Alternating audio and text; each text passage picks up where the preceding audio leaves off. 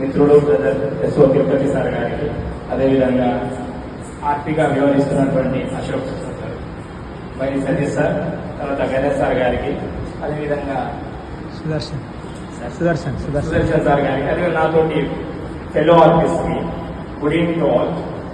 So national education policy NEP 2020లో భాగంగా అందరికీ విద్య అందించాలనేది కంపల్సరీ ఎడ్యుకేషన్. సో దాంట్లో భాగంగా మనం పరిశీలించినట్లయితే ఇప్పటికీ కూడా దాదాపు మనం 21st సెంచరీలో ఉన్నప్పటికీ కూడా రూరల్ ఏరియాస్లో ఇంకా నిరక్షరాస్యులు ఉన్నారు, అక్షరాస్యులు లేరు.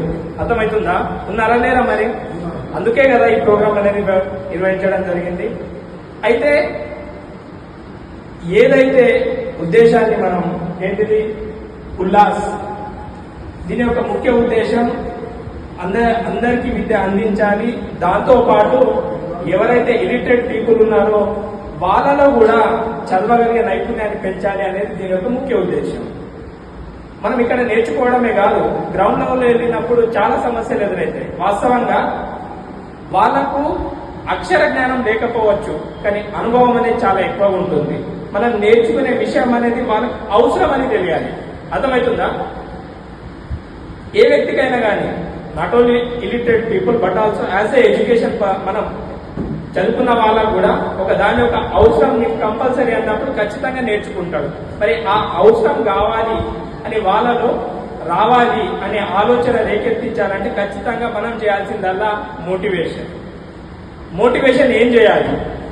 ఫస్ట్ ఒక వాలంటీర్ టీచర్గా వాళ్ళ దగ్గరికి వెళ్ళినప్పుడు ఈ రోజు నీకు ఇది నేర్పిస్తున్నాను, దీని యొక్క ఆవశ్యకత ఏంటిది అర్థమవుతుంది కదా మిత్రులారా? ఎప్పుడైతే దాని యొక్క అవసరం అనేది వాళ్ళకి అర్థమవుతుందో వాళ్ళు నేర్చుకోవడానికి సిద్ధపడతారు. అంతే కదా సార్? ఎందుకు అంటే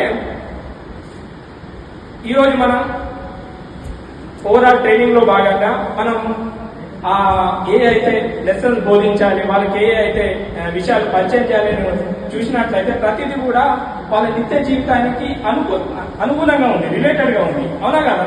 ఎందుకు అంటే ఫర్ ఎగ్జాంపుల్ బ్యాంక్ కి సంబంధించింది, బ్యాంక్ లో ప్రతి ఒక్కరు కూడా వెళ్తారు. వెళ్ళినప్పుడు వాళ్ళకి ఆ ఫామ్ అనేది రాయడం రాదు. మరి ఆ ఫామ్ రాయడం అనేది వాళ్ళకి నేర్పించినట్లయితే ఖచ్చితంగా వాళ్ళు నేర్చుకుంటారు. అవునా కాదా? సో కాబట్టి ఆ ఆవశ్యకత వాళ్ళను మనం కలిగించినట్లయితే ఖచ్చితంగా వాళ్ళు నేర్చుకోవడానికి సిద్ధపడతారు, వాళ్ళు ఆనందంగా నేర్చుకుంటారు. మళ్ళీ ఇంకో విషయం ఏంటంటే వాళ్ళు అనుభవంలో మనకంటే చాలా గొప్పవారు కాబట్టి వాళ్ళ అనుభవానికి మనం గౌరవం ఇవ్వాలి.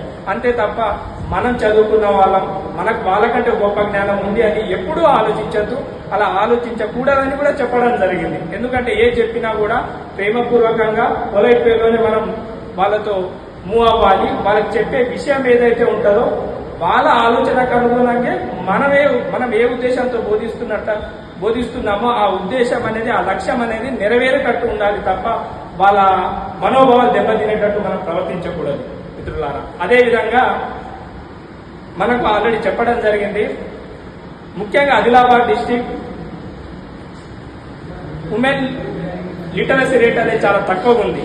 కారణం ఏంటిదంటే ఇది కాస్త బ్యాక్వర్డ్ ఉన్నప్పటికీ కూడా ఇప్పటికీ కూడా సార్ కొన్ని తాండాలు కానీ అక్కడ ఇప్పటికీ కూడా అంటే చదువు చాలా దూరంగా ఉన్నారు వాళ్ళు.